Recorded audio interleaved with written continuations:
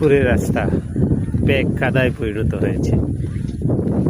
গাড়ি নিয়ে আসলে অনেক ঝুঁকিতে থাকতে হয়। যাচ্ছি তাহিরপুরে।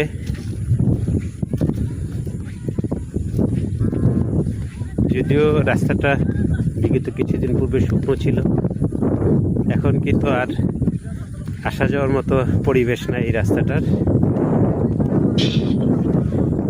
দেখতেই পাচ্ছেন প্যাক কাদায় কি ভয়ঙ্কর পরিস্থিতি হয়েছে এখানে রাস্তাটা।